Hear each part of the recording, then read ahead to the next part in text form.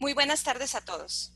Soy la arquitecta Patricia López Jerez, integrante del equipo Baja Arc y del Consejo Directivo del Colegio de Arquitectos de Mexicali, AC. Este año, y como parte de los festejos del 50 aniversario de nuestro colegio, Baja Arc ha organizado una serie de eventos bajo el nombre Mexicali a 117 años. ¿Qué ciudad estamos construyendo?, invitando a asociaciones, instituciones de gobierno y profesionales de la arquitectura de nuestra ciudad. El día de hoy, como último evento de este año, por parte del equipo de Baja Arc, traemos para ustedes el conversatorio El arquitecto en la ciudad, de la mano del arquitecto Antonio Toca Fernández. El arquitecto Toca egresó de la Universidad Iberoamericana. Es maestro y doctor en arquitectura por la Universidad Autónoma Metropolitana. Dentro de sus publicaciones se encuentran 159 artículos en la revista Obras, 251 artículos en el periódico Excelsior, Bauhaus, Mito y Realidad, colección Biblioteca Breve, 2016, Ciudad y Arquitectura, Universidad Autónoma Metropolitana, 2020. También nos acompaña el arquitecto Vicente Menchaca, quien se enfoca en el ámbito social. Cuenta con experiencia en planificación urbana participativa y administrativa pública en el área del desarrollo urbano. Estuvo a cargo del proyecto Zona Centro en Mexicali del 2011 al 2014 y actualmente labora como arquitecto independiente y es profesor de asignatura de la Universidad Autónoma de Baja California. Nos acompaña también el maestro en urbanismo Felipe Orensanz, fundador de Suburbia, un colectivo de arquitectura y urbanismo cuyo trabajo abarca una diversidad de ámbitos de actuación que van desde el diseño hasta la investigación y el desarrollo de proyectos editoriales. Cualquier pregunta o comentario que tengan durante este conversatorio pueden escribirla en el chat y esperar que al final solicitar la palabra o bien poder abrirles el micrófono en algún momento dado si tienen alguna duda. Buenas tardes, doctor Toca, arquitecto Menchaca y maestro Orensanz. Bienvenidos, el micrófono es todo suyo. Muchas gracias. Gracias, muchas gracias. Muchas gracias, arquitecto. Un gusto tenerlo por aquí en este conversatorio, dirigido obviamente a nuestra comunidad de arquitectos, pero en particular a la comunidad de arquitectos pues, de Mexicali, que es en donde la sede de Baja Arc, que está realizando esta conversación. Y de entrada, precisamente, en ese ánimo de recuperar por ahí algunas memorias que ya estuvo usted compartiendo con nosotros en charlas anteriores, pues la pregunta obligada o el primer tema obligado es esta idea de descubrir Mexicali. ¿Cómo ve Mexicali un arquitecto que ha desempeñado su labor a lo largo de la República de este a oeste, de norte a sur, y que en algún momento de su carrera profesional se topó con Mexicali, ¿no? ¿Cómo ve Mexicali el arquitecto Antonio Toca? Bien. Yo les agradezco en primer lugar la oportunidad que me da el colegio y específicamente su dirigente Patricia para poder estar con ustedes hoy intercambiando pues ideas y propuestas, espero, en torno al papel que tienen los arquitectos en las ciudades y específicamente con ustedes en Mexicali. Bueno, no les voy a hablar de una ciudad que ustedes conocen, por supuesto, mucho mejor, pero sí llama la atención, lo decía Patricia, una ciudad muy joven, 117 años, que tiene ya 1 millón, casi 59,000 habitantes, ¿no? Según datos de CONAPO del 19, o sea que probablemente ya anda rondando el 1,060,000, ¿no? Es impresionante, se los digo porque para cualquier europeo o para cualquier persona de otras latitudes y de otras culturas, pues sí, hablar de una ciudad que en 117 años ha crecido a 1 millón y pico, pues es una cosa asombrosa, ¿no? En primer lugar. Esto de alguna manera revela esta transformación de una ciudad pequeña a una, como ya además se definió, a una zona metropolitana. Es zona metropolitana y es capital de estado. Entonces, la importancia de Mexicali, pues es fundamental. Además, ciudad fronteriza. O sea, tiene esas 3 características, ¿no? Que la distinguen de muchas otras de nuestro país. Una ciudad, entonces, en pleno crecimiento, tiene el estado, evidentemente, otra ciudad enorme, Tijuana, que está por encima de habitantes que Mexicali, pero la capital, insisto, es Mexicali. Y como tal, tiene entonces características diferentes. Una ciudad, insisto, que ha crecido pues en un periodo cortísimo de tiempo y que ha tenido también pues todas las dificultades, además, de ser una ciudad estatal alejada, esa es la palabra, de los centros de decisión, de planeación de nuestro país, que desafortunadamente durante mucho tiempo no ha cuidado, no ha atendido estas ciudades con yo diría, con la atención esmerada que merecerían y que han merecido. Se tardó mucho en nuestro país en tener conciencia, digamos, de lo que son nuestras ciudades. Afortunadamente, hay 79 zonas metropolitanas ya, lo cual además demuestra que México como país también ha tenido un desarrollo absolutamente explosivo en términos de población. Baste saber que sobre los años 50, México tenía 30 millones de habitantes. 30 millones. Yo me acuerdo en primaria que nos decían por el radio, ya somos 30 millones de mexicanos y tal. Y uno se sentía, bueno, por lo menos yo me sentía en un país maravilloso, en un país moderno y en un país enorme, según esto, ¿no? Con 30 millones. ¿Cuántos somos ahora? Es la pregunta. Y la respuesta, pues prácticamente la sabemos todos. Somos más de 120 millones de mexicanos.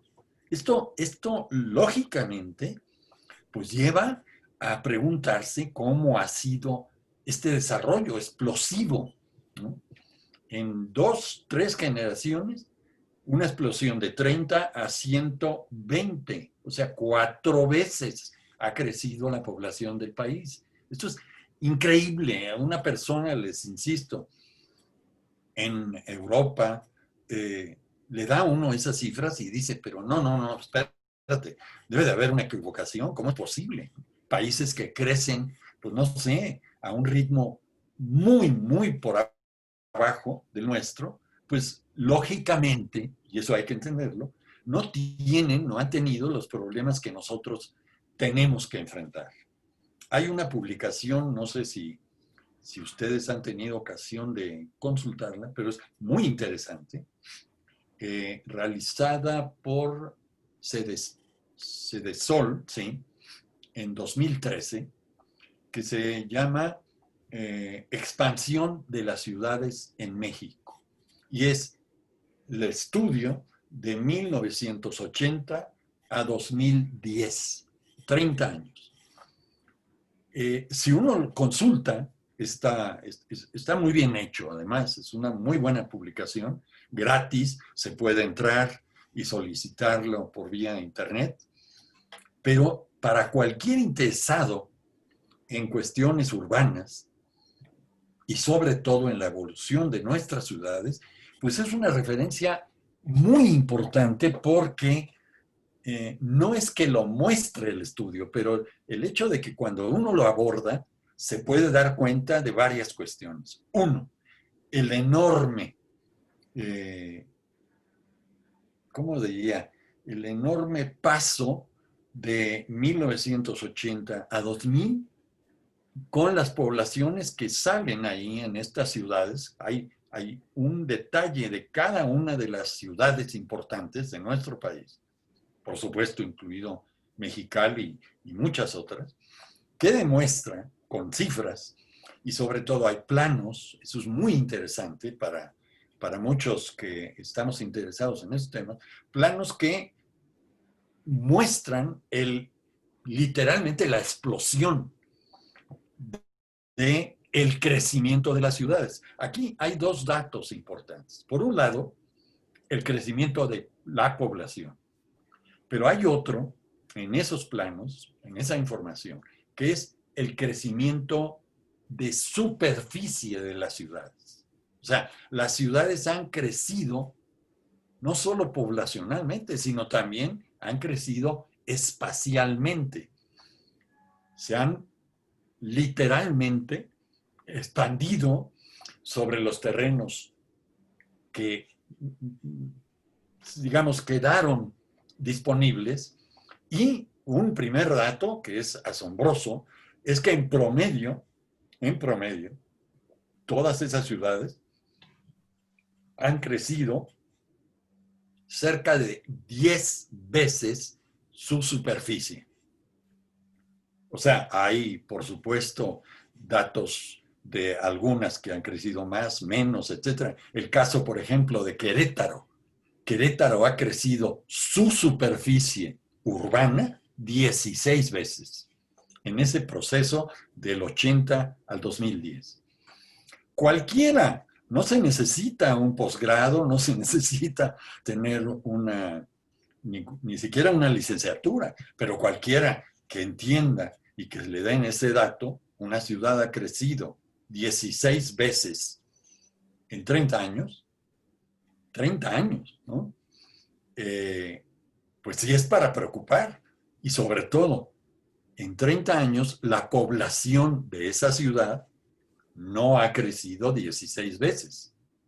Ha crecido al ritmo de crecimiento muy acelerado que ha tenido el país, pero no con esa aceleración. Ha crecido 2, 3% en algunos casos. Probablemente Querétaro un poco más, ¿no? Porque ha tenido un proceso de emigración a esa ciudad, ¿no? Han llegado muchísimas gentes a la ciudad de Querétaro. Pero eso se ha hecho, insisto, en la mayoría de las ciudades de nuestro país. Entonces, el problema que enfrentamos a nivel nacional es ese, un crecimiento explosivo de nuestras ciudades. Crecimiento explosivo, además, agravado por el hecho que mencionaba antes. Ciudades como Mexicali no han tenido el apoyo de la federación, en este caso, para contender con esos problemas de crecimiento acelerado. Hay problemas, y ustedes lo saben, la gente se queja mucho. No, pero es que esta gente que está en el gobierno no hace nada porque miren y qué tal, y que deberían de hacer tal cosa y tal. Y lo que no se comprende es que muchas veces esos gobiernos, pero estoy hablando de periodos de 30 años, no de ayer, pues no han tenido suficientes recursos con la enorme problemática de un crecimiento acelerado.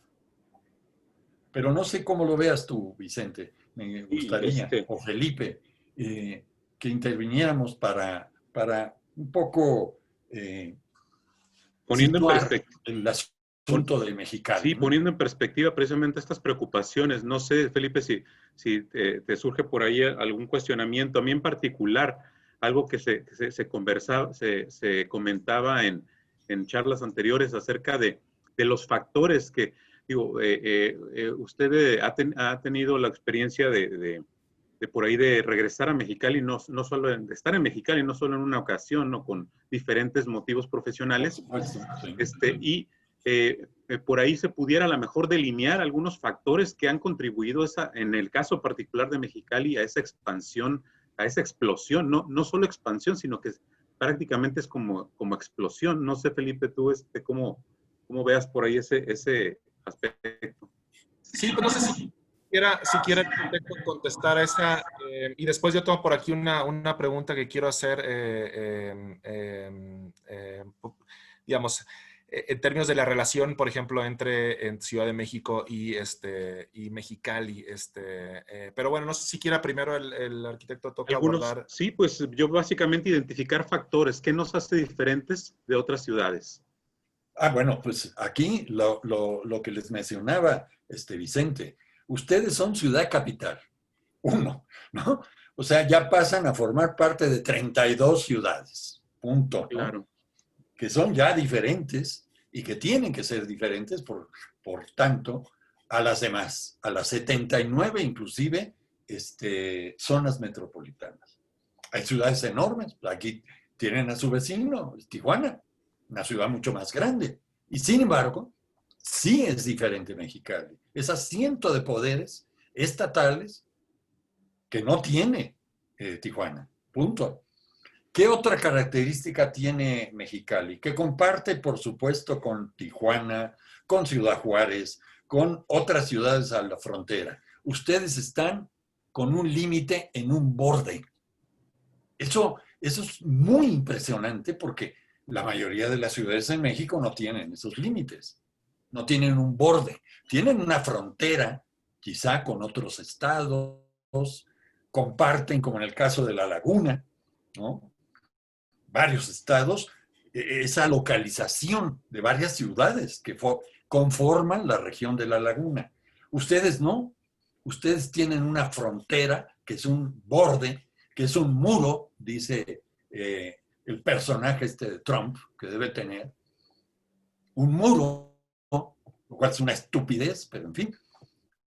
Pero es literalmente, y este hombre lo está llevando a cabo. Está tratando de poner un muro físico, ¿no? Por el peligro que representamos los mexicanos. Pero es real, es una división real, en este caso, que ha limitado, y por ejemplo, Felipe en ese sentido, y tú, Vicente, tienen más experiencia, que ha limitado el crecimiento de Mexicali y que lo ha arrojado hacia los bordes, oriente, poniente y sur, por supuesto, ¿no? Pero el norte no está y no puede ser urbanizado. Es otra característica importantísima. Y otra es que siendo cabeza de Estado, tiene y ha tenido diferentes etapas en la consolidación económica de la zona, porque no es solo la ciudad, es la zona, el Valle de Mexicali, que es un valle importantísimo también, ¿no? Por producción y por las diferentes características que tiene, tanto a nivel climático como a nivel orográfico, etc. Entonces, es una ciudad muy, muy específica, ¿no? O sea, en este caso, Mexicali no puede ser tratada como una más de las ciudades, no, es un caso muy específico que tiene que tener entonces características, y ha tenido, específicas para planear o para diseñar su desarrollo. El caso de ustedes también, la industria maquiladora. Una industria que conformó de manera muy impresionante a la ciudad también. La ha conformado. La ha también especializado en ciertas industrias, muchas de ellas, además de punta, que la distinguen, insisto, de otras ciudades en el centro del país, por ejemplo. No tienen esas características de producción, digamos, y de vida económica. Entonces, claro, Mexicali ha sido, desde mi punto de vista, y no soy el único, ha sido maltratada por la federación, sí, pero desde hace mucho tiempo, ¿eh? O sea, no, insisto, no, esto no es un fenómeno reciente, no, tiene, pero muchísimos años de ser maltratada, porque los apoyos del gobierno central, de la federación, no llegan o no llegan suficientes apoyos para apoyar el desarrollo de esa ciudad. Y eso es gravísimo.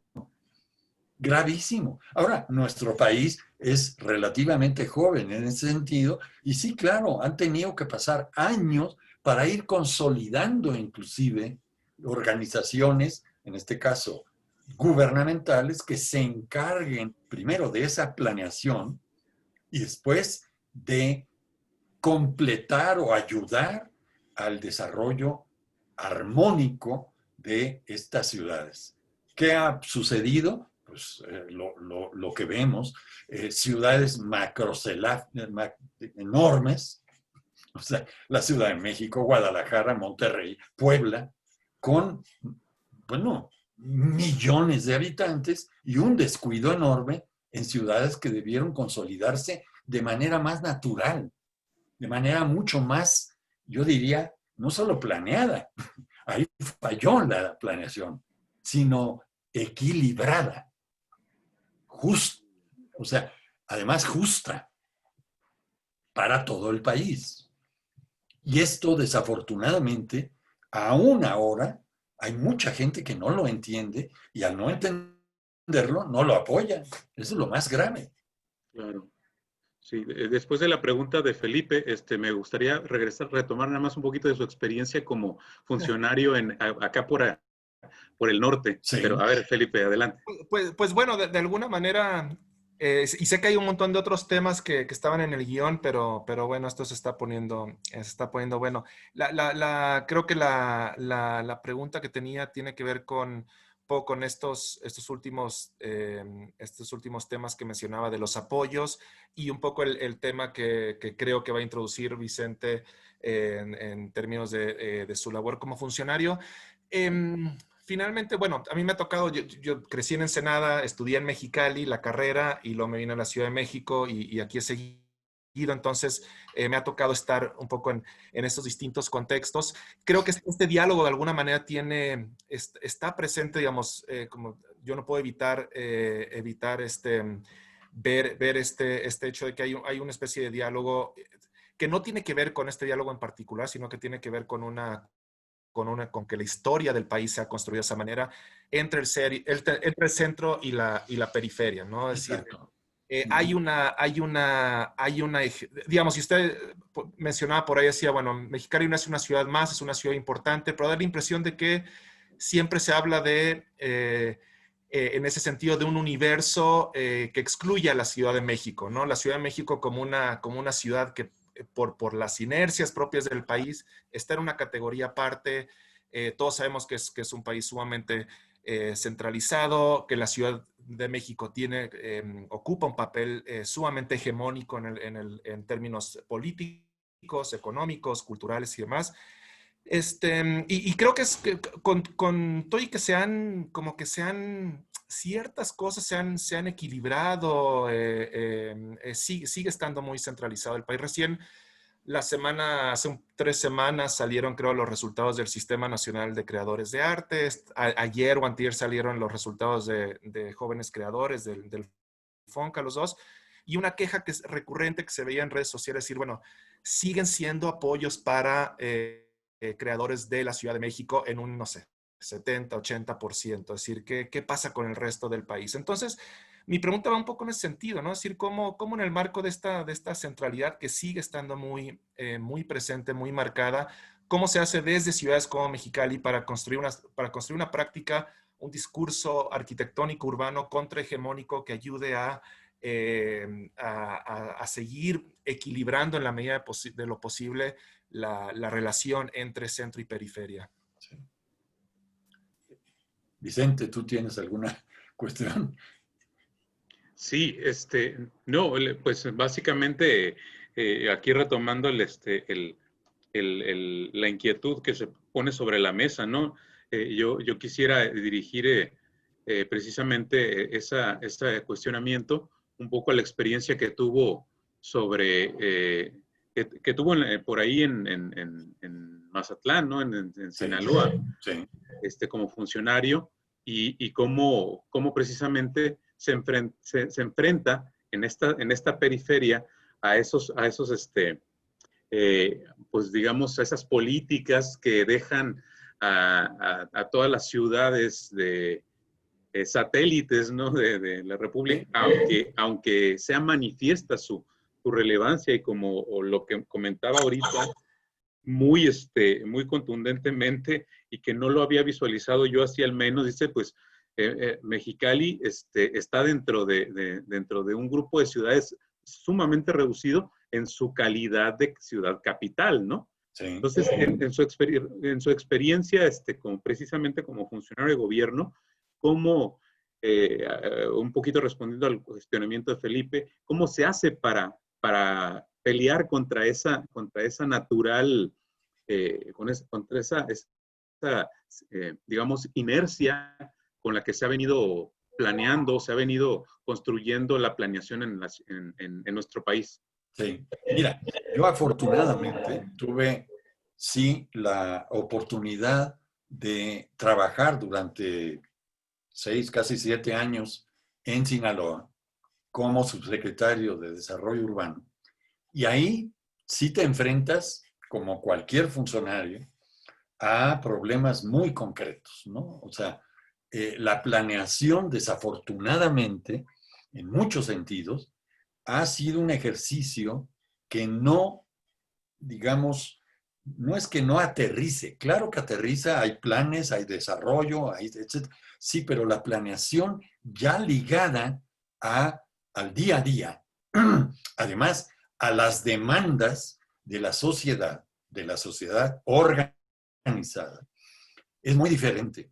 O sea, una de las primeras características es que esto pone en contacto a cualquiera, y cualquiera que sea su preparación, con la realidad de ese desarrollo. Les voy a dar unos datos que resultan significativos. Yo estuve del 86 al 92 en Sinaloa. Bien, cuando yo llegué, la ciudad capital tenía el 35% de sus calles no pavimentadas. O sea, esto es un dato ya preocupante, ¿no? Por otro lado, esa ciudad capital tenía un proceso de expansión física, estoy hablando espacialmente, casi incontrolable. Crece, por supuesto, siempre donde es más fácil crecer, que es en tierras cultivables, en tierras que no presentan demasiados problemas, no crecen los lomeríos, salvo en algunas ciudades que no tienen otra alternativa, pero un crecimiento entonces expansivo horizontal, que es el peor de los crecimientos, porque baja la densidad de habitantes. Y eso es tremendo, porque el problema que se genera es llevar agua, llevar drenaje, llevar luz, llevar también transporte público a esas nuevas urbanizaciones. Entonces, parece el cuento de nunca acabar, porque siempre, si hay esta tendencia de crecimiento horizontal, pues el municipio, en este caso, no podía sufragar los gastos de llevar todos estos servicios cada vez más lejos de ese centro de ciudad, que era una ciudad relativamente pequeña, 600,000 habitantes. O sea, relativamente pequeña. Ahora Culiacán tiene más de 1,000,000, por supuesto. Yo creo que tiene una cantidad muy parecida a Mexicali de habitantes. Bien, ¿qué se puede hacer? Pues en primer lugar, como intentamos, hacer un plan, pues no sé si emergente, pero un plan bien apegado a la realidad física de esas ciudades.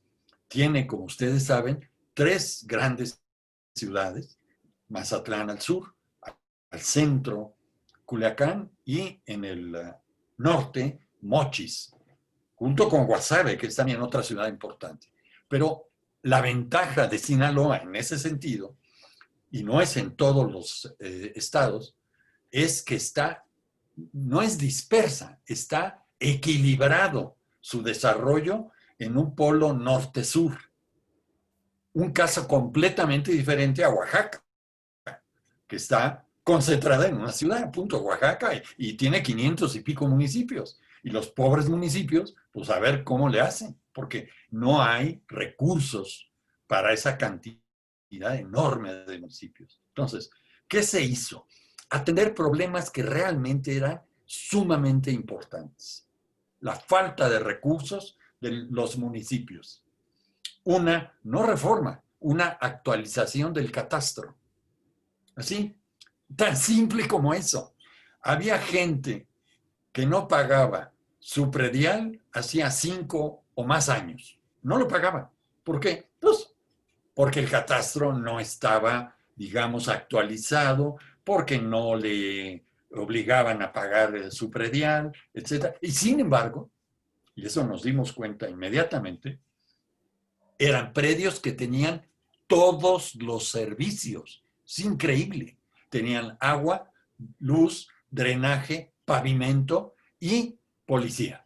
O sea, vigilancia. Tenían todos los servicios y no pagaban un centavo. Es una cosa tremendamente injusta.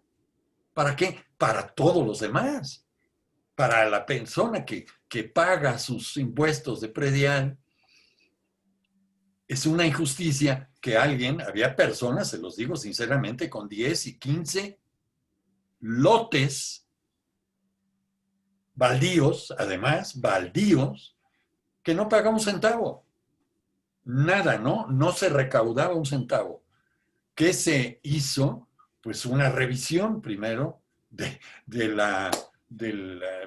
los prediales, la modernización del sistema de recolección predial y un gravamen especial, aquí sí, a los terrenos que estaban baldíos,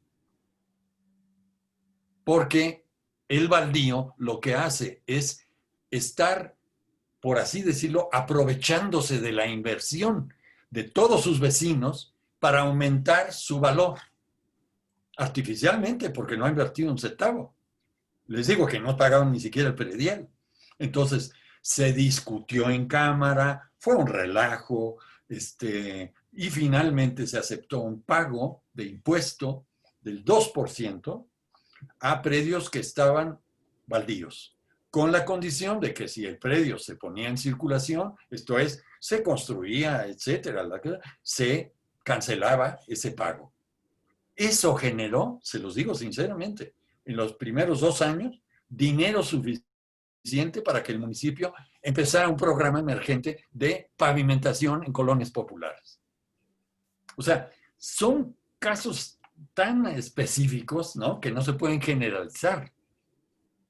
Pero les puedo asegurar que Mexicali requiere de una atención en ese sentido. Primero, actualizar sus sistemas de recolección de impuestos. Esto no es popular. Muchos presidentes municipales prefieren voltear para otro lado y no meterse en la bronca de recolectar impuestos. ¿Por qué? Pues porque no los hace populares, ¿no? Es muy impopular andar cobrando impuestos. Otras de las cuestiones. Vigilar esos terrenos baldíos, que son de verdad, uno pasa y a lo mejor lleva 10 años baldío un terreno. No es posible. ¿Qué está pasando?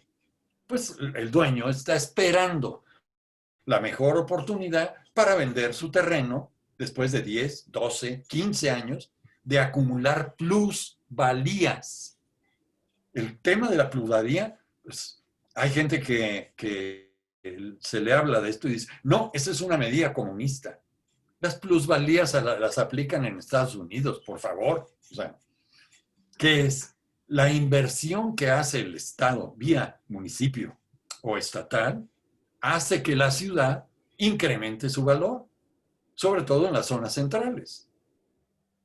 Cuando no han sufrido, porque muchas lo han sufrido, la tremenda huida de la gente de la zona central de la ciudad. Y entonces hay una caída, no solo de los precios, literalmente de los inmuebles inclusive, ¿no? Así pero la ciudad es una inversión enorme. ¿De quiénes? De todos nosotros. Claro. Y eso es lo que la gente y nosotros los arquitectos deberíamos de verdad, como una obligación, tratar de que la gente entienda que la ciudad es una inversión la más grande que tenemos, todos. Así es, y precisamente esto me da pie para, en ese mismo, por ahí ejercicio que le tocó, ese mismo ejercicio como funcionario que le tocó participar, hablamos también de un proyecto icónico que ya nos baja la escala. Por aquí habemos muchos arquitectos que ejercemos, pues acá en el plano, no participamos a lo mejor tanto en el nivel de planeación, pero nos Exacto. toca desarrollar trabajo en el día a día. En el día a día. Sí. Hay un proyecto icónico por ahí en el que tuvo la oportunidad también de participar, que para mí, en lo particular, por los intereses que desarrollamos cuando trabajamos en la recuperación del centro histórico, un proyecto icónico que se refiere al Teatro Ángela Peralta, ¿no? No, que se desarrolló y que nos habla de que la arquitectura, como parte de este universo, teje la condición de la ciudad, o va tejiendo la condición de la ciudad, cómo la arquitectura con esos intervenciones específicas puede transformar la ciudad a esos niveles como se logró desarrollar con ese ejercicio, que me gustaría, a reserva de lo que tuviera algún comentario por ahí, Felipe, ¿Cómo no? Sí, Felipe, que nos compartiera.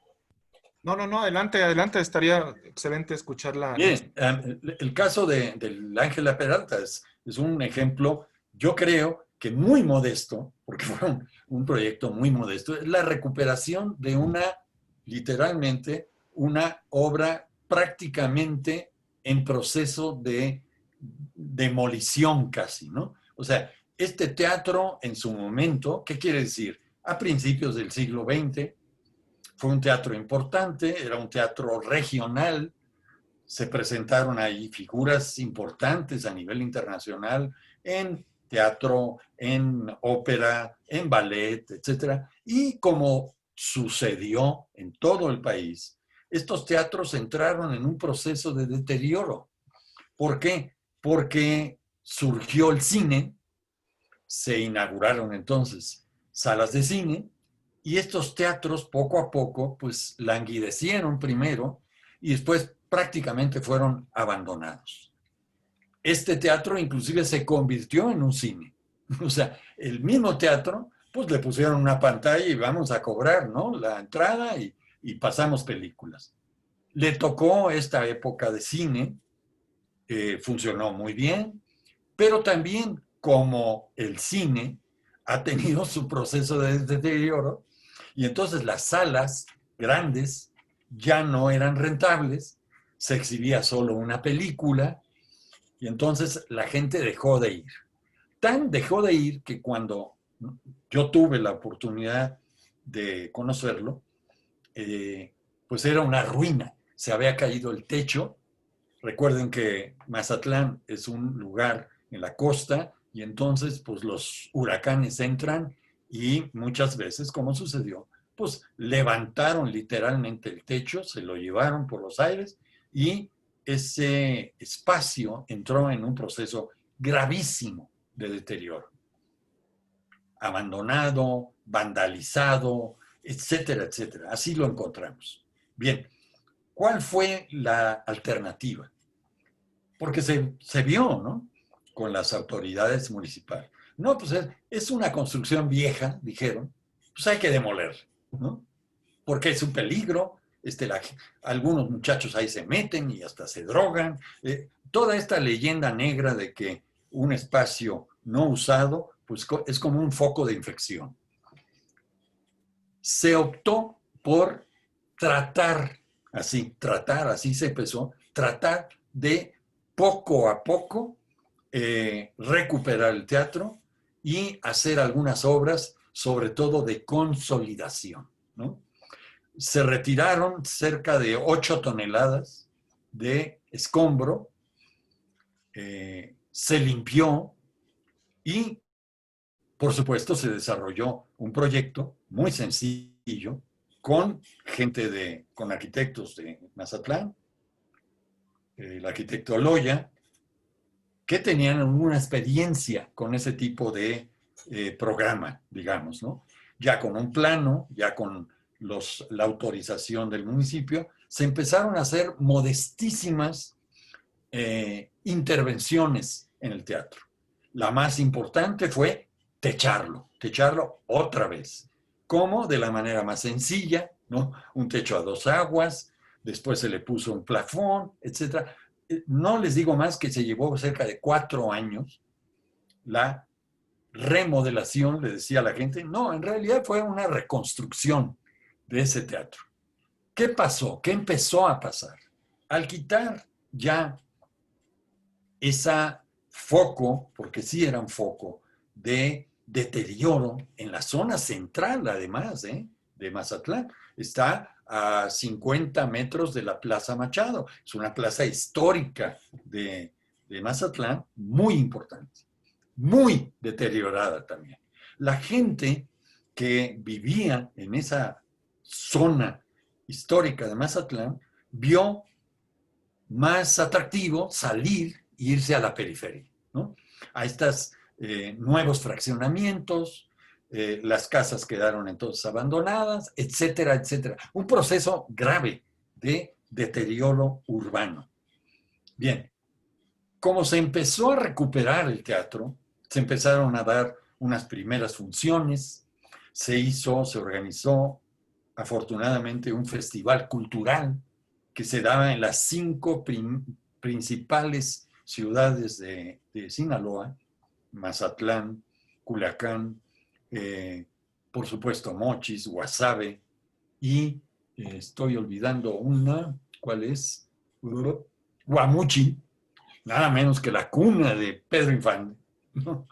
Entonces, en esas 5 ciudades se llevaron espectáculos todos los años, y eso revitalizó no solo a esas ciudades, sino específicamente el caso de Mazatlán, ¿no?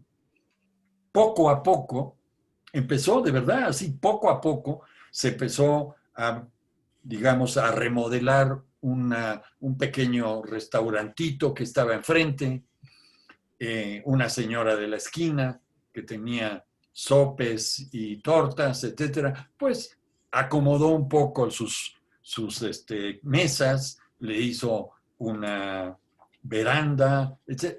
Poco a poco la gente, y eso es fundamental, la gente, si no interviene en esos procesos de recuperación, es muy difícil lograr algo. Aquí la gente poco a poco, porque se daba cuenta de que empezó a llegar gente a esa zona, a la Plaza Machado, y después decían, oye, vamos a ver cómo va la recuperación del Peralta, ¿no? Llegaban, veía que estaba en obra, se interesaban, hubo una campaña de donaciones que iba de todo, un saco de cemento. O sea, la gente realmente, como veía que sí se estaba trabajando, sí empezó a participar y a ayudar. Les puedo decir que después de 5 o 6 años, y no ahora, desde entonces, pues la Plaza Machado volvió a recuperar algo de su muy tradicional importancia en Mazatlán. Actualmente, bueno, antes de la pandemia, por supuesto, era un foco de atención para todos los turistas que llegan a Mazatlán. ¿Por qué? Porque mucho turismo llegaba a Mazatlán, no tiene un buen turismo tampoco, porque los hoteleros favorecieron el spring break y ese tipo de turismo que llega y consume muy poco y destruye mucho, porque es gente que viene a hacer lo que no le permiten hacer en Estados Unidos: emborracharse, echar relajo, etcétera. Yo conocí al entonces agregado comercial del Estados Unidos en Mazatlán, y él me dijo, arquitecto, es increíble, mi trabajo más importante es sacar borrachos el lunes de la cárcel. Gringos, por supuesto, ¿no? Hasta que finalmente yo creo que se dieron cuenta en el consulado y cancelaron el consulado. O sea, se cerró. ¿Por qué? Porque me decía, producen más problemas que lo que llevan de beneficio a esta ciudad. Ha cambiado eso y Mazatlán se está convirtiendo ya, primero, en un polo turístico nacional, que nunca debería de haber perdido esa característica, ¿no? Primero, nacional. Segundo, internacional. Y entonces la gente ya llega al centro de Mazatlán, al centro histórico, y ya hay una vida, se los puedo decir, muy alegre.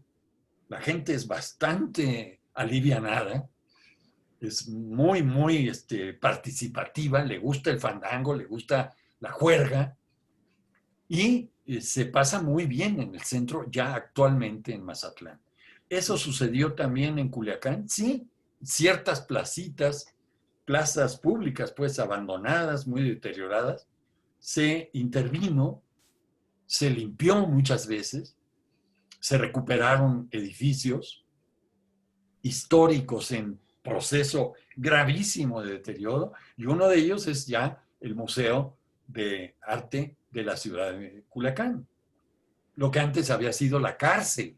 Es de verdad grave el deterioro que tenían estos inmuebles. Entonces, arquitectos, mi experiencia en ese sentido es que si la gente participa y si se tienen propuestas, se puede hacer un proceso de recuperación, en este caso, de verdad serio, del centro histórico de Mexicali, que lo requiere además.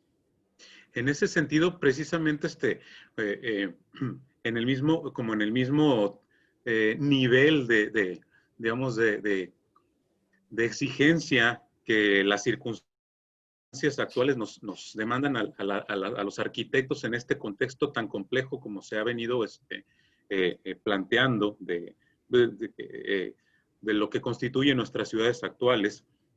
Yo lanzaría la pregunta esta de uno de los bloques que también que traemos respecto al desafío del arquitecto. O sea, ¿cuál sería en ese contexto tratando de recuperar esos planteamientos que ha vertido acerca de la importancia de la participación de la ciudadanía, también el arquitecto como ciudadano, ¿cómo podríamos entender entonces el desafío del arquitecto como profesional individual e inmerso en este complejo, digamos, en este complejo universo del ejercicio que nos demanda digamos, la profesión en la actualidad?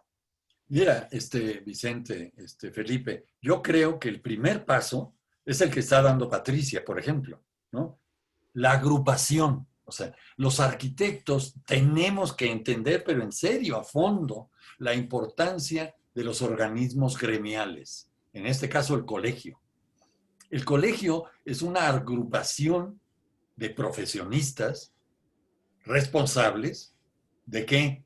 Pues del desarrollo de la ciudad, punto. O sea, a ese nivel, ¿eh? Lo que pasa es que, y hay que decirlo también con todas sus palabras, los arquitectos durante mucho tiempo nos hemos dedicado a mirarnos el ombligo, ¿no? Estamos encantados, habrá uno que tiene más chamba, el otro que no la tiene, pero, ay, qué pena me da tu caso, y etcétera, y cada quien es cada cual, ¿no? Eso es una cosa gravísima como profesionistas. Veamos lo que pasa con los médicos, con los abogados. O sea, son profesiones que tienen tradicionalmente muy fuertes lazos de cooperación. Pero en serio, o sea, por ahí dicen, no hay médico que coma médico. No, en general son muy respetuosos uno del otro. Podrán tener diferencias, por supuesto que las tienen, pero no las ventilan en público y sobre todo no ventilan en público ofendiendo a un colega, ¿no? Ellos se arreglan, ellos tendrán sus juntas, etcétera, y esto en los colegios o en las asociaciones, yo creo que se ventila. Pero los arquitectos hemos dejado de lado, literalmente, nuestra responsabilidad social por atender problemas personales. ¿Qué voy a hacer mañana? ¿Dónde voy a ir? ¿Qué necesito cobrar esto? ¿Necesito hacer aquello? Etcétera. Y la ciudad, bien, gracias.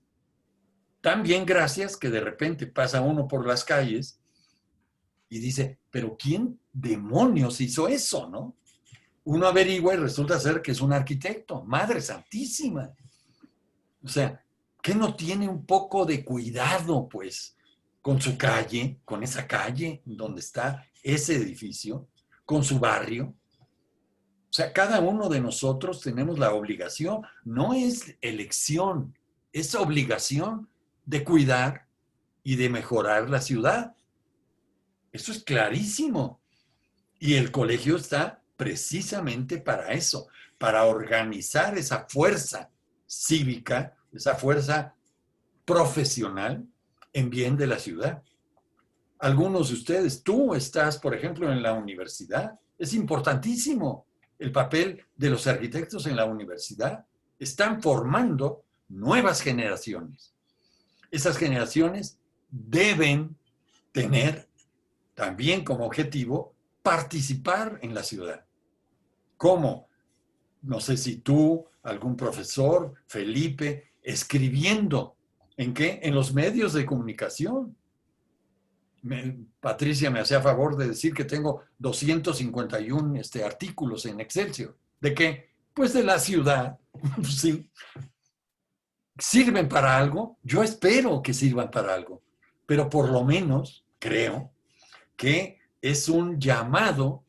Yo no me dirijo a arquitectos. Eso sí, desde el principio lo entendí afortunadamente y me quedó muy claro que yo no voy a escribir para arquitectos. Muchos compañeros me decían, oye, Antonio, pero tú no hablas del arquitecto fulano y de la importancia. Y así con esa voz, porque estos eran arquitectos muy importantes. Y le digo, ¿para qué le voy a estar haciendo publicidad? ¿Para qué? Si el tipo tiene publicidad de sobra. Además, su labor es importante para él, pero lo importante es la labor de nosotros, los arquitectos, en la ciudad.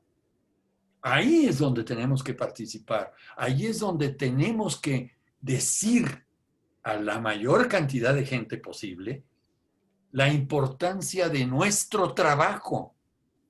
Pero resulta ser que para muchos arquitectos, y se los digo porque me lo han dicho clarito, no, mira, a mí esto de la ciudad y eso, a mí esto me parece un tema muy, muy complicado. Yo no me ando complicando con estas cosas. Yo atiendo mis proyectos y mis obras, mano. Y déjate de historias. Sácatelas, ¿no? O sea, es el egoísmo, es verse el ombligo y que la ciudad a ver qué pasa, ¿no?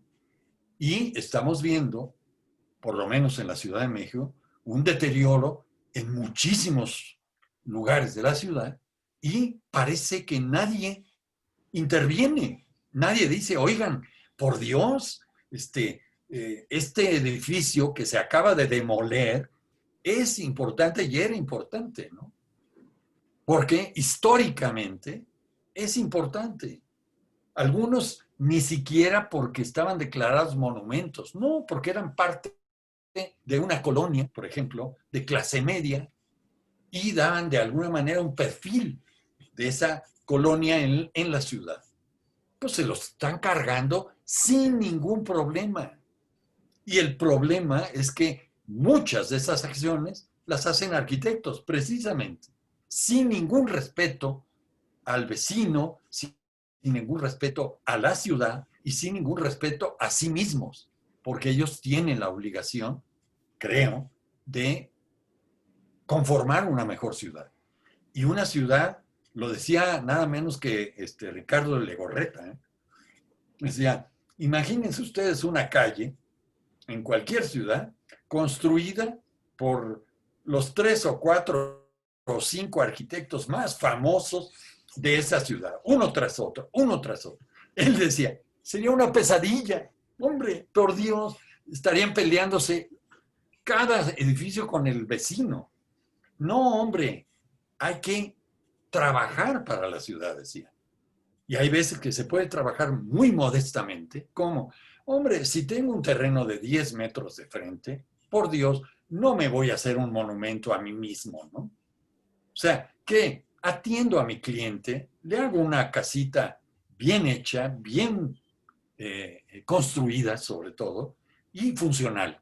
Y un respeto a la calle, ¿para qué? En los materiales. No les voy a poner cristales de 2 metros por 4, sobre todo en Mexicali, si el sol pega como pega, ¿no? Esa es una falta de respeto a la ciudad, al clima, etcétera, etcétera. Y lo vemos desafortunadamente, ¿no? La primera obligación, Felipe, Vicente, es la que está encarando Patricia con el colegio. El colegio es representante de esa asociación cívica que somos los arquitectos. Pero hay que hacernos entender, porque parece que se nos ha olvidado a muchos, la responsabilidad civil que tenemos con la ciudad. ¿Cómo?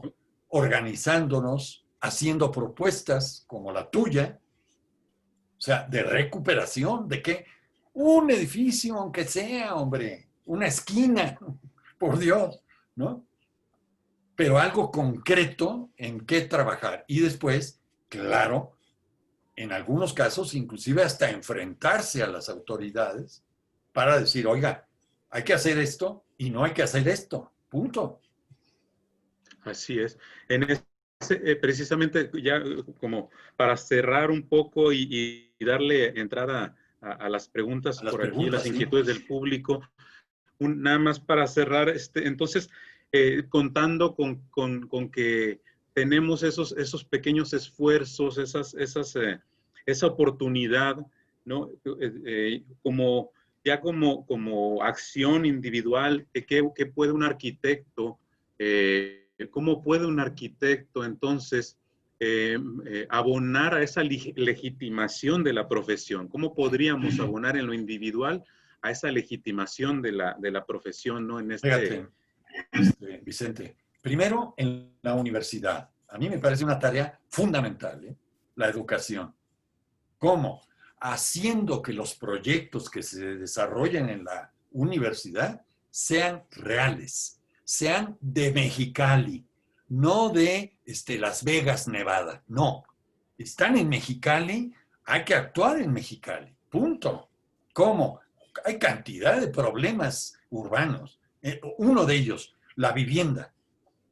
Y no solo son viviendas nuevas. ¿Cómo se puede ayudar a un programa de restauración, de mejoramiento de vivienda? Con la participación de los alumnos. Evidentemente, esa es una tarea importantísima. El colegio.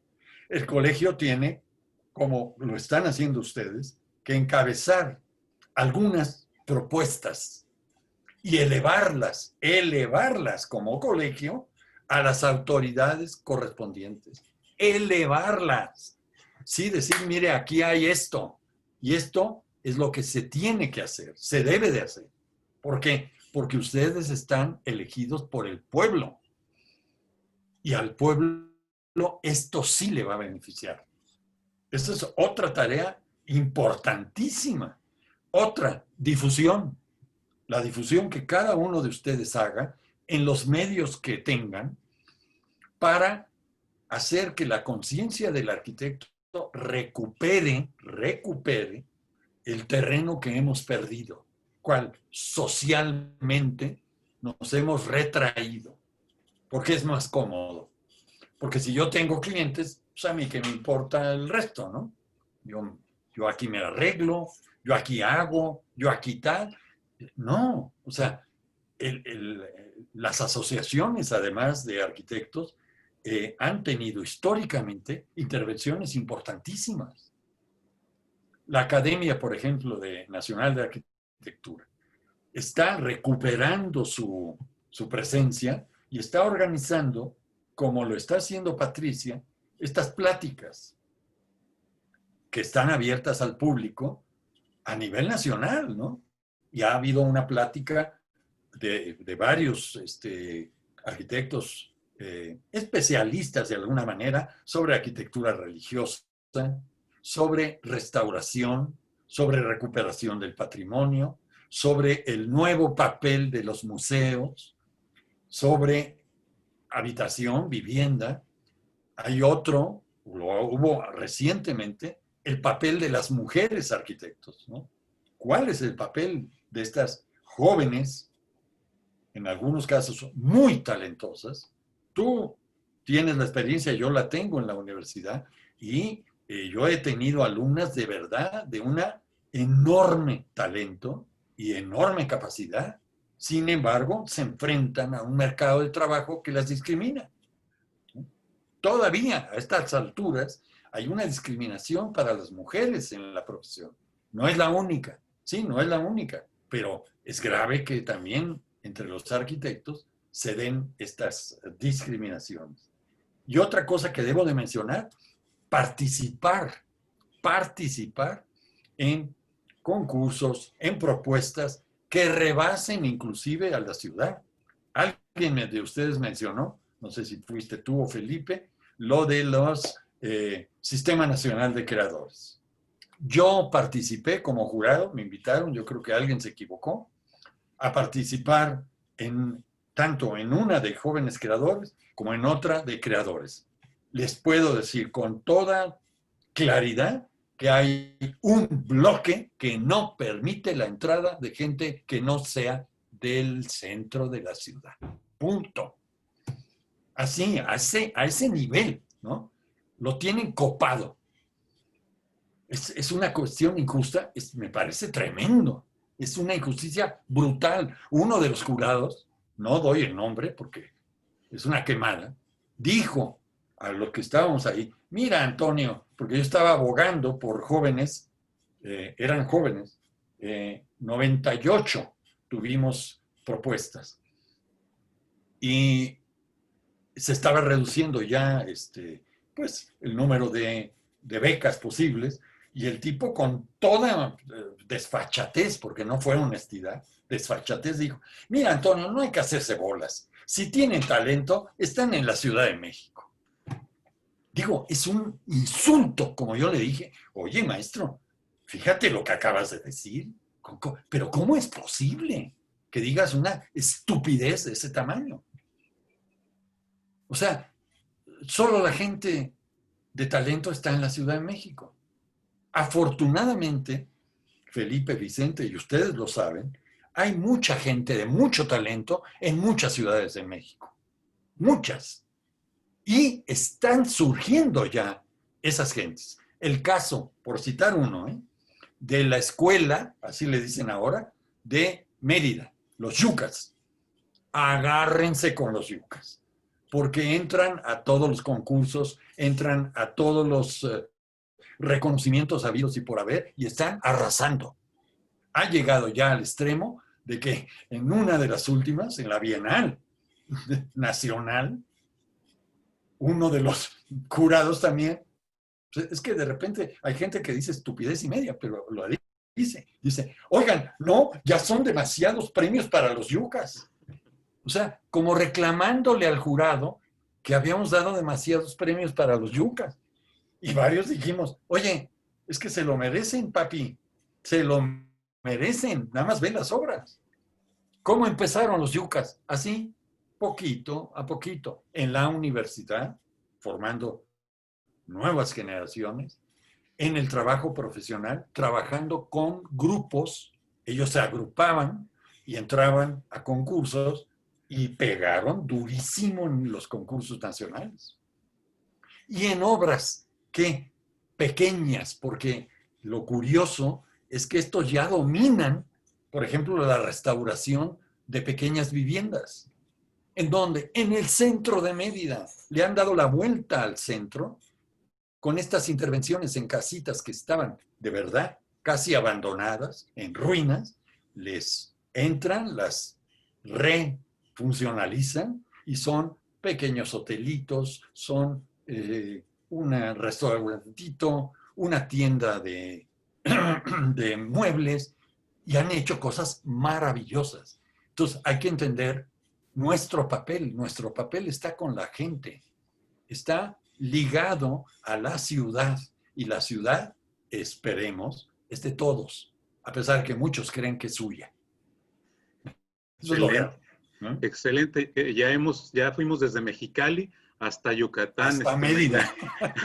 Me agrada mucho ese viaje que hemos hecho aquí con esta conversación y yo creo que es tiempo, no sé, Pati, arquitecta Patricia, de abrir al público la participación, sí, ¿no?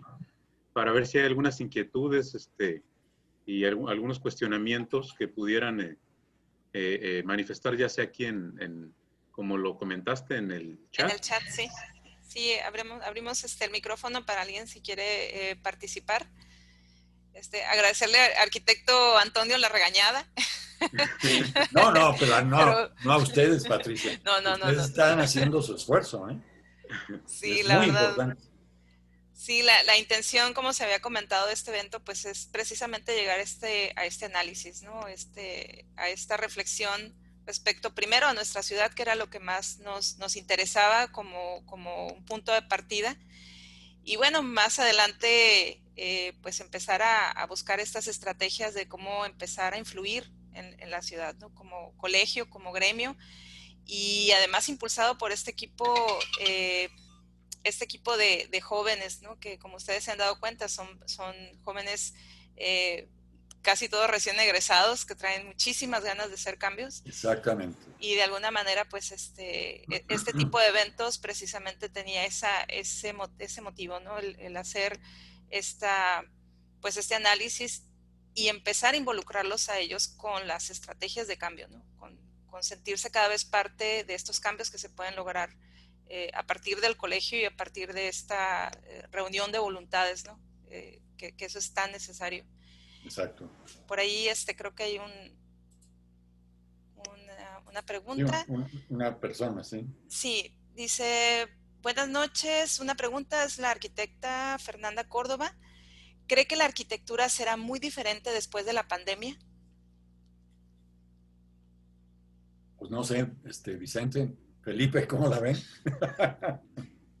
Ni idea, ¿no? Yo creo que ahorita es el momento menos propicio para responder esas preguntas, ¿no?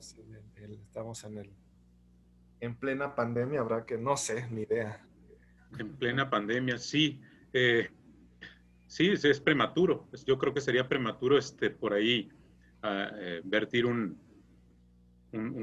juicio, pero creo que a través de la historia, la historia de la arquitectura y la historia de la humanidad nos ha enseñado que la arquitectura, bueno, que toda la producción humana, todas las actividades humanas, de algún modo, hayan la forma de incorporar esas variaciones necesarias, esa evolución que les demanda las circunstancias que van surgiendo, ¿no? No sé, arquitecto, toca por ahí cómo ha sido su experiencia en este asunto de la... Mira, decíamos, a mí me tocó participar en esta mesa, les decía, mesa abierta además, de la Academia Mexicana de Arquitectura,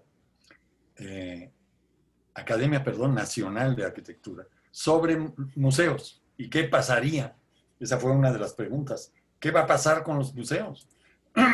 Y decíamos, sí, es evidente que esta pandemia que nos ha obligado a un retiro, pero masivo, forzoso, además, va a replantear muchas cosas. La asistencia a museos, pues va a modificarse. En primer lugar, ya no van a ser estas asistencias, yo diría, pues casi masivas a un museo, ¿no? A una exhibición.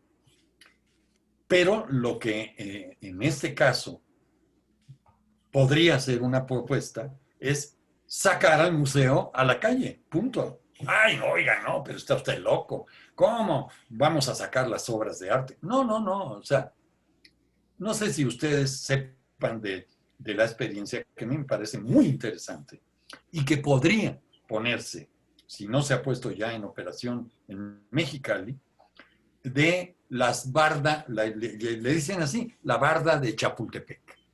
Está sobre Reforma, es una de las bardas de Chapultepec, sobre todo la que da al lago, al primer lago de abajo. Y como suele ocurrir, se pusieron unos marcos para alojar algunas exposiciones, primero de fotografías, después de, ¿qué les diré? No objetos, porque es evidente que no se pueden mostrar objetos, pero fotografías, ilustraciones, dibujos, etcétera. Bueno, no les digo más que después de varios años, 4, 5 o más años que se ha puesto, ha habido muestras de, por ejemplo, las serpientes. Bueno, eran ríos de gente viendo las fotos de la serpiente más venenosa de todo el planeta, ¿no? Una verde bellísima serpiente, ¿no?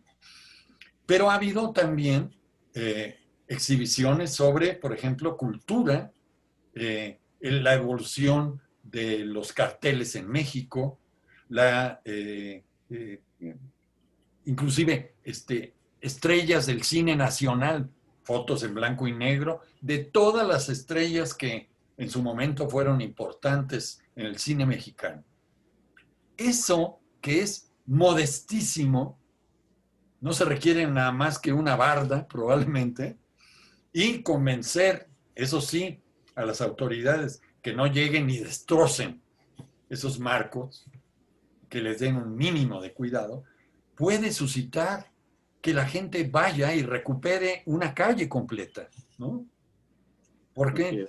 Porque se pueden exhibir no productos, pero sí fotos de artesanía de Oaxaca, porque además se entra en contacto con otros estados y hay estados que pueden prestar esos materiales fotográficos, estoy hablando, ¿no?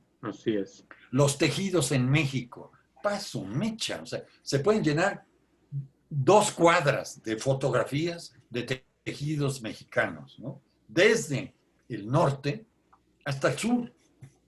Y son exposiciones que de verdad llaman la atención a mucha gente. Ahora, no hay que ser exquisitos, no. O sea, el dulce mexicano, y bolas, ¿no? Fotografías de los dulces tradicionales, además de Puebla, de Oaxaca, de Zacatecas, etcétera. Pero hay que hacerlo.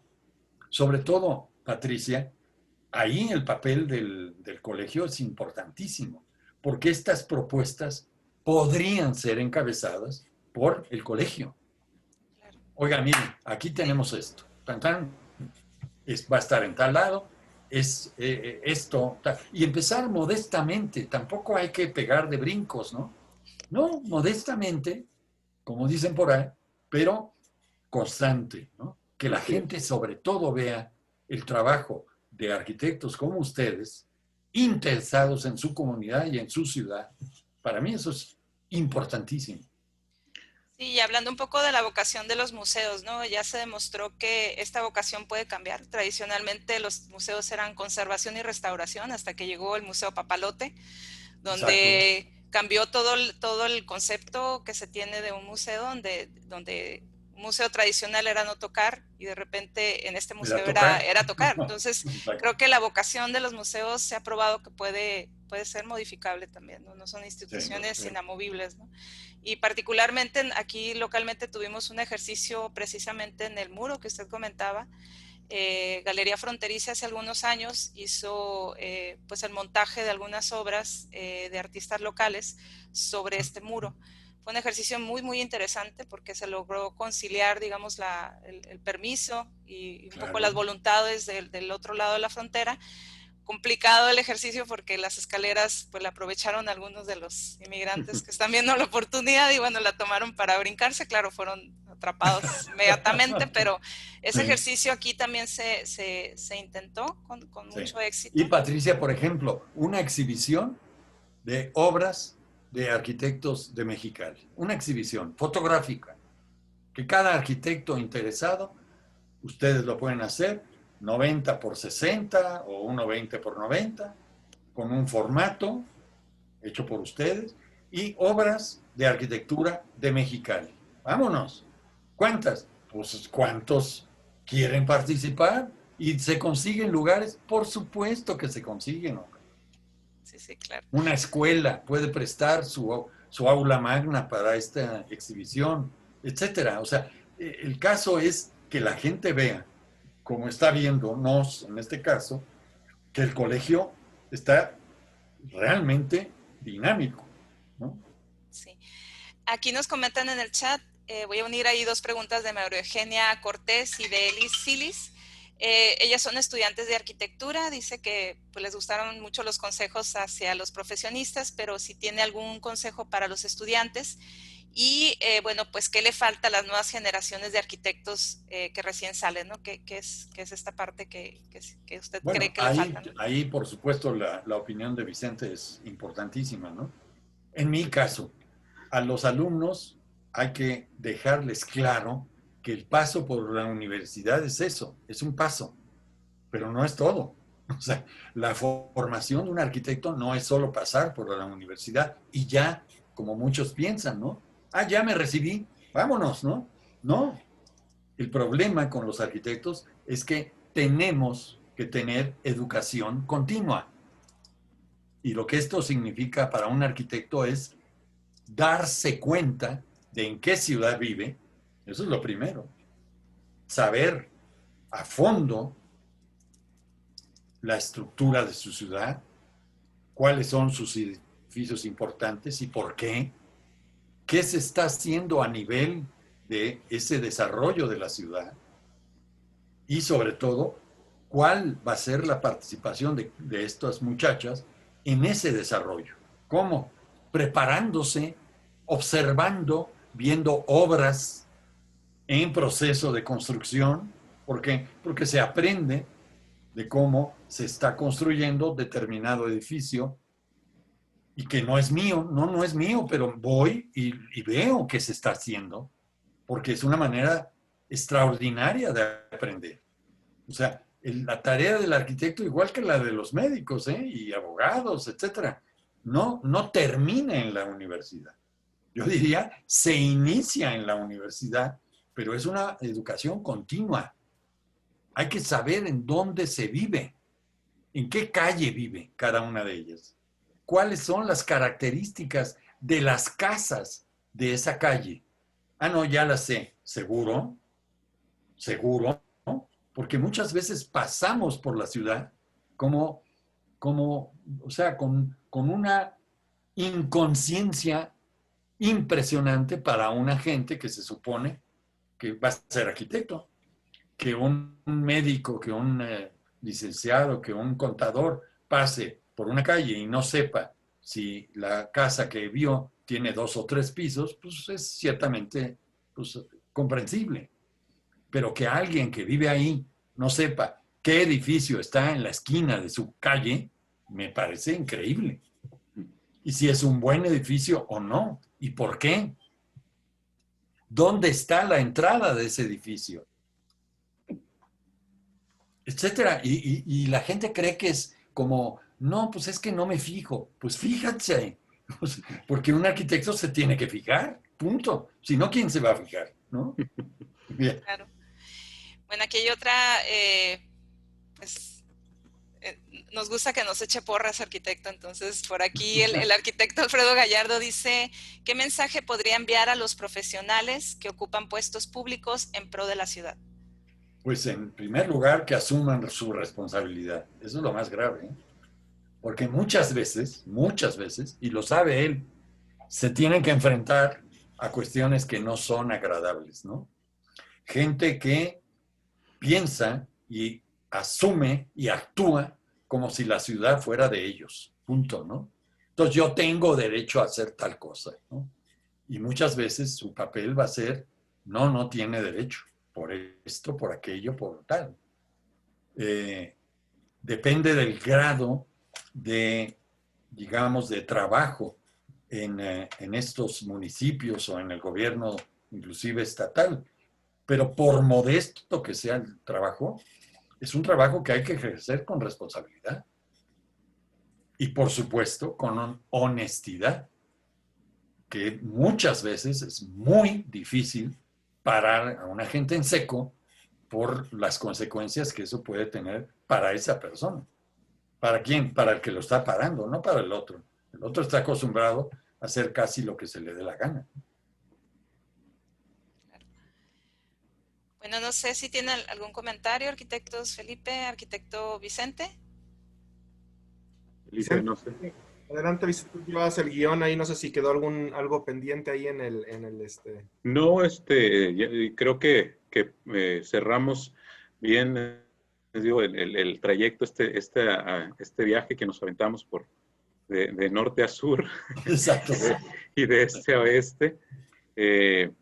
En particular, no sé si tengas tú por ahí algo que quedó suelto, Felipe. No, la verdad que me encantó. Además, creo que me gustó mucho cómo fluyó. Así de alguna manera se fueron tocando todos los temas, a pesar de que no hubo necesidad de estar volteando demasiado al guión, y eso El guión, sí. Por ahí sí quedó nada más, yo creo que alguna inquietud de tu parte, Felipe, sobre lo que conversamos acerca de la producción, la producción literaria aquí del arquitecto, que no tuvimos, digo, es muy comprimido el tiempo, ¿no? Pero estuviste revisando por ahí algunos textos que Bueno, sí, creo que de pronto, sí, creo que de pronto el tema de la escritura, que sé que, digamos, a los tres nos apasiona. Obviamente tenemos mucha menos experiencia que el arquitecto, pero nos interesa mucho, digamos, y por ahí había una frase en su libro de arquitectura y ciudad, que se ha publicado sobre arquitectura como una manera práctica de seguir mi formación y con la intención de ayudar en la tarea común de reflexionar y actuar sobre nuestra cultura. Hay, digamos, algunas preguntas en ese sentido. Una sería, bueno, si entiende la escritura, digamos, si usted entiende, digamos, que escribe sobre arquitectura o entiende la escritura como una forma más de hacer arquitectura. Y por otro lado, decir, bueno, ¿qué? Digamos, sigues da la impresión de que en México la escritura y la teoría de la arquitectura en general da la impresión quizás que ha quedado un poquito rezagada en comparación con otros países. Se escribe poco de arquitectura, los arquitectos escriben poco, y cuando escriben, uno dice, bueno, mejor no hubiera escrito nada, ¿no? Porque Exacto. escriben unas cosas que son terribles, ¿no? Entonces, un poco es eso, ¿no? Su propia relación personal con la escritura y el papel que juega o que debería jugar la escritura en el contexto del quehacer arquitectónico en general y de la producción de conocimiento arquitectónico. Sí. Mira, para mí la escritura fue una manera, te lo digo sinceramente, como lo decías tú, de seguir aprendiendo. O sea, al escribir, pues tienes forzosamente que meditar sobre lo que estás escribiendo e informarte. Eso es muy grave, porque yo de verdad he tratado de no dar opiniones. A mí las opiniones me parece que son respetables, pero son eso, opiniones. Tú opinas esto, yo opino aquello, y no hay punto de contacto, ¿no? Yo creo que el escribir sobre arquitectura, sobre cualquier actividad, tiene necesariamente que basarse en datos, en cuestiones objetivas, ¿no? Porque esto a mí me parece que el edificio fulano es muy bonito, pues sí, y al otro le va a parecer que no, y no hay punto de convergencia, ¿no? Pero en los edificios, por hablar de los edificios, porque está el tema de la ciudad, que es todavía más complejo, por hablar de los edificios, hay edificios muy bien diseñados y hay otros que no están bien diseñados. Y hay que saber por qué. Porque como tú dices, la mayoría de los arquitectos explicando sus obras son verdaderamente una pesadilla. Pero una pesadilla. Además, es insoportable la cantidad de incienso que se echan, ¿no? Se logró una arquitectura abstracta que, por supuesto, conlleva experiencias filosóficas importantes. ¿Qué está diciendo? Nada. nada, nada. Está, como dicen los toreros, haciendo el paseillo, pero nada más. Pero no se enfrenta al toro. ¿Cuál es enfrentarse al toro? Tomar un edificio. Yo me acuerdo una de las primeras, y con esto termino ya, una de las primeras experiencias fue con un amigo que tenía una revista que se llamó El Arquitecto, muy bonita revista, y me dijo, Antonio, ¿por qué no analizas el proyecto fulano? Voy a decir el nombre porque además ya ha pasado tiempo, el de la, creo que es Asociación de Autores y Compositores, un edificio nuevo. Ok, sale. Velo a ver y me gustaría que escribieras algo, etc. Fui a verlo, está en el sur de la ciudad, está en medio de otros edificios, o sea, tiene solo una fachada. Hombre, la posterior también, pero nada más una fachada sobre la calle. Y por casualidad llevaba una brújula, yo. Esto era antes de los aparatos estos que son impresionantes, ¿no? Tienen brújula, tienen manera de localizar a cualquier persona en cualquier parte del mundo, etcétera, etcétera. No, llevé la brújula, me di cuenta que el edificio estaba escalonado hacia la fachada, con volados cada vez más grandes, y el último de los volados, un sexto o séptimo piso, realmente era un volado de unos por lo menos 7 metros sobre el paño del edificio. Y me llamó la atención, saqué la brújula, y resulta ser que el edificio mira hacia el norte. En México, en el norte, no hay sol, no hay iluminación solar directa. Entonces no hay sombras. Y la primera pregunta es, ¿y entonces para qué hizo todas estas cuestiones provocando sombras y qué tal? ¿Cuáles sombras? No hay sombras. Esa fachada siempre tiene una luz difusa, bonita, porque ayuda en oficinas, etc. Y así lo puse en este escritito que hice, y puse que la plaza era pensada sobre todo para gente que llegaba con coche, no caminando, y que entonces pues era bastante difícil subir de un golpe pues, un nivel completo para llegar al vestíbulo del edificio, cosas por ahí. Observaciones, además, completamente, insisto, objetivas. No era mi opinión. Se tenía que subir un piso para entrar. Se lo mando a mi amigo y me habló a la media hora, preocupadísimo, y me dijo, oye, Antonio, es que mira, yo no puedo publicar eso porque, caramba, es que fuiste muy duro, porque ya me habló el arquitecto y está furioso, que porque tú, que no sé, etcétera. No les digo más, que no se publicó, por supuesto, por la presión del arquitecto de un artículo que evidentemente lo molestó. El problema con escribir, sobre todo si se hace o se intenta hacer seriamente, es que sí puede molestar. Sobre todo cuando se señalan cosas muy concretas que son errores. Punto. Ahí sí tiene un poco de sentido el hecho de que, tú eres crítico de arquitectura, me han dicho, ¿no? Y crítica tiene en nuestro país, y en muchos yo creo, una connotación negativa. Es un tipo que está hablando mal de algo, ¿no? ¿Por qué? Porque critica, ¿no? Y en el medio, específicamente en el gremio, está muy mal visto criticar, sobre todo si se publica esa crítica. Y hay que recordar que el que publica se exhibe, o sea, exhibe lo que está publicando. Y eso conlleva una responsabilidad, ¿no? Que en algunos casos inclusive podría ser hasta legal, ¿no? Se ha tenido problemas con gente que considera que se le difamó de alguna manera por un artículo, lo que sea. Entonces, los artículos que yo he publicado, en primer lugar, intento que sean lo más objetivo posible, lo cual es difícil de lograr, pero en fin, lo más objetivo. ¿Cómo? Referirse a cuestiones concretas.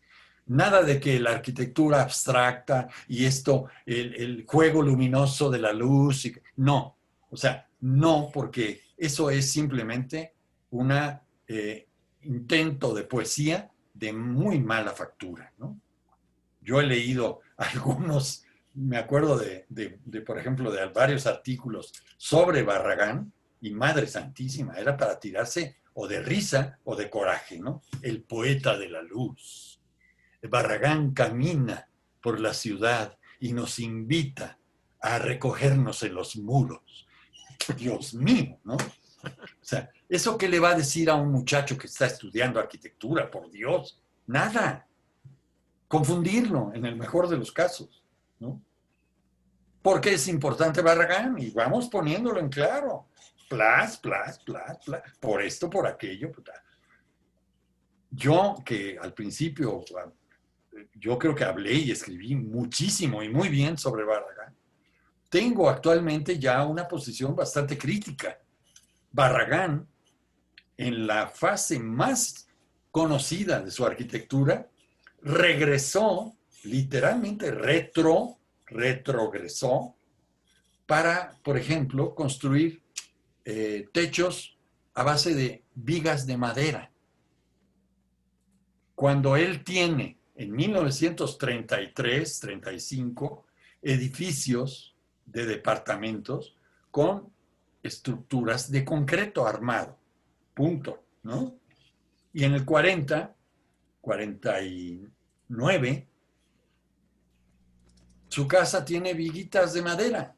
¿Qué es eso? Pues literalmente es retrógrada. O sea, fue para atrás. No hizo avanzar en sentido la arquitectura moderna en México.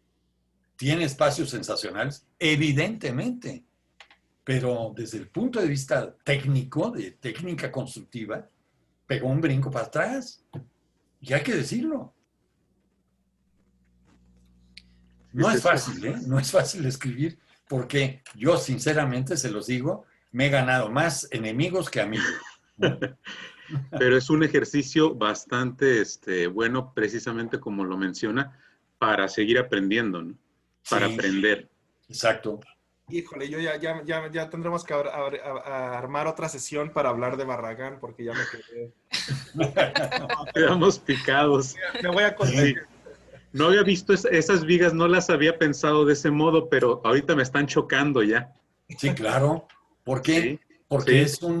Se tenía ya el concreto armado, por Dios, por todos lados. Sí, es un gesto como decorativo, ¿no? Cosa que no le va para nada a la Fíjense, un dato. arquitectura de Barragán. Probablemente ustedes conocieron o vieron o han visto obras del Gringo del Moral, así le llamaba. ¿Por qué gringo? Pues porque tenía los ojos azules y parecía gringo. Era Enrique del Moral, ¿no? Enrique del Moral. Sí. Enrique en su casa está en la misma cuadra donde hizo su casa Barragán. Eran amigos íntimos, Enrique del Moral y Luis Barragán. Y una vez que se ve que ya estaba hasta el cogote de este fenómeno de Barragán, me dijo: oiga, Toca, no me venga usted con cuentos. ¿Qué es realmente lo que hizo Barragán? Fuera de pintar sus muritos con todos los colores posibles. Y de verdad, o sea, y él mismo me decía: caramba, yo tengo 10, 15 edificios modernos y nadie habla de mí. Y ¿sabes qué? Yo creo que tenía razón. Sí, fue un extraordinario arquitecto. Y su casa ahí, en la calle de Barragán, la casa de Del Moral, qué bruto, es una casa fenomenal. Sí. Muy buena para 1950, 51 que la construyó. Pero pues sí, hay que hablar de cosas concretas, ¿no? Pues queda pendiente la sesión sobre arquitectura de mexicana del siglo de 1950, que por ahí también tiene usted bastantes escritos al respecto por ahí. Sí. Yo, para que se ponga sabroso, me propongo como voluntario para defender las vigas de la Casa Barragán. Eso, muy bueno. Que se arme una polémica. Eso, muy bien. Muy bien. bien, Pues pues ya no sé. está organizando ya la siguiente La charla. siguiente, Patricia, cuando Sí. gusten. ¿Eh? Y muchísimas gracias por tu invitación, ¿eh? Generosa. Muchas gracias, arquitecto. Pues, arquitectos, les agradecemos muchísimo su participación, al arquitecto Toca, por supuesto, al maestro Orenzanz, al arquitecto Menchaca, pues agradecerles pues el que hayan cedido este tiempo. Ha sido maravilloso este evento y lo que ha habido detrás de cámara, que eso lo hemos disfrutado el equipo de Baja Arc. La verdad es que tenemos el gusto de poder organizar estos eventos y participar pues con todos los conocimientos. La verdad el equipo ha salido, yo creo que el más beneficiado de este evento, ¿no? Entonces, bueno, pues les agradecemos mucho, damos por concluido los eventos de este año de conmemoración del 50 aniversario del colegio, precisamente con esta charla con el arquitecto Toca. Por ahí tenemos al arquitecto Juan Gualberto, que es el presidente del Colegio de Arquitectos. No sé si por ahí... Ya no está. Ya no está. Ah, bueno. Ya, pero dejó un mensaje. Dejó un mensaje, ¿no? Dejó un Sí, mensaje. sí, sí. Sí, bueno, déjenme participarles del mensaje. Dice, qué gustazo, arquitectos. Nuestro agradecimiento al arquitecto Antonio Toca Fernández. Un honor tenerlo entre nosotros para poder escuchar un poco de sus conocimientos y experiencia. Arquitecto Vicente Menchaca, igual, muchas gracias por tus aportaciones y tu tiempo. Un gusto de tenerte haciendo sinergia con este equipo. A ustedes y a todos los presentes virtuales en esta interesante charla, estamos a sus órdenes en nuestro colegio, que es su casa. Muchísimas gracias. Ese es el mensaje que nos deja el presidente del colegio. Y bueno, pues el equipo de Baja Arc y el 23º Consejo Directivo del Colegio de Arquitectos de Mexicali quiere otorgar los siguientes agradecimientos. Gracias. Virtuales, por supuesto, les haremos llegar pues mira qué maravilla, gracias. Sí. Bueno, y los agradecimientos dicen, el Colegio de Arquitectos de Mexicali AC agradece al doctor Antonio Toca Fernández por su invaluable participación en los eventos del 50 aniversario del conversatorio, con el conversatorio del arquitecto en la ciudad, llevada a cabo el 21 de octubre del 2020. Lo firma el arquitecto Gualberto Amaya Soberanes, que es el presidente del colegio. Del colegio. Sí, el consejo directivo, y bueno, lo firmo yo, que soy la coordinadora general de este evento. Igual perfecto. Tenemos pues el agradecimiento Felipe. También al maestro Felipe Orenzanz Escofet, igual por la participación en este agradable conversatorio y quedando ahí comprometidos para siguientes eventos. Y bueno, lo firmamos también el arquitecto Juan Gualberto Amaya Soberanes y su servidor. Muchas gracias, muchas gracias. Y por último, al arquitecto Vicente Menchaca Sánchez por su invaluable participación en estos eventos, que debemos también de agradecerle porque ha sido un gran colaborador, no solo tuvo una exposición, sino accedió a ayudarnos con esta charla. Es un gran admirador del arquitecto Antonio, entonces creo que muy amable, fue muchísimo gusto para nosotros tenerlo y creo que para él también el poder compartir pues esta charla con usted. Igual está firmado por el arquitecto Juan Gualberto Amaya Soberanes y su servidor. Gracias. Muchas gracias. Muchas gracias a ustedes. Bueno, pues les recordamos que pueden encontrar esta charla en nuestro canal de YouTube de Baja Arc y bueno, pues el Colegio de Arquitecto, bueno, que tenemos también en nuestras redes sociales y pues agradecemos también a la participación de todos los que pues acudieron a esta convocatoria de diversas partes del país. Vamos a comentar de dónde nos están acompañando, de la Ciudad de León, La Paz, Puebla, Navojoa, Morelia, Piedras Negras, Ciudad Juárez, Guanajuato, Pachuca, Lerma, Playas de Rosarito, Zacatecas, Colima, Tamaulipas, Tampico, Nuevo Laredo y Uruapan. La verdad sí era muy interesante comentar de todos estos lugares porque bueno, este medio nos ha permitido crear también una red que ha sido muy interesante. Creo que si algo ha tenido de bueno esta pandemia, pues es precisamente el que hemos podido participar de muchos eventos y más nosotros que estamos tan lejos ahora sí que tan lejos de Dios y tan cerca de Estados Unidos y de alguna manera en ocasiones no participamos, digamos, en mucho de la dinámica de nuestro país, pues creo que esto ha sido una gran puerta de entrada, ¿no? A atender estas redes de participación con otros colegios y con otras entidades de la República, que nos conozcan un poco también lo que se hace aquí en Mexicali, ¿no? Entonces, pues les agradecemos muchísimo. También a todos aquellos que nos acompañaron a lo largo de nuestras transmisiones, que fueron muchísimas. Agradecemos a los 15 participantes, exposiciones y entrevistas que tuvimos, igual a los moderadores que nos hicieron el favor de acompañarnos, ¿no? Pues les voy a pedir que ahora sí prendan sus videos para tomar una última, pues ahí el arquitecto Noé nos va a hacer el favor de tomar una fotografía, ¿no? Para dejar ahí constancia del evento, ¿no? Muy bien. ¿Listos? Muy bien. Bueno, entonces vamos a contar de 5 para atrás. En 5, 4, 3, 2, 1. Listo. Muchas gracias. Gracias. Muchas gracias a todos, gracias al equipo de Bajar. Por aquí tenemos algunos de los integrantes. Pues muchísimas gracias por su participación y nos vemos en los eventos del siguiente año. Por supuesto. Gracias. Gracias. Gracias a todos. Muchas Gracias. felicidades. Gracias, Vicente. Gracias. Arquitecto, Muchísimas un gracias. gusto. Muchas Muchas gracias gracias. por la conversación. Y Patricia, estoy a sus órdenes, cuando ustedes dispongan. Gracias.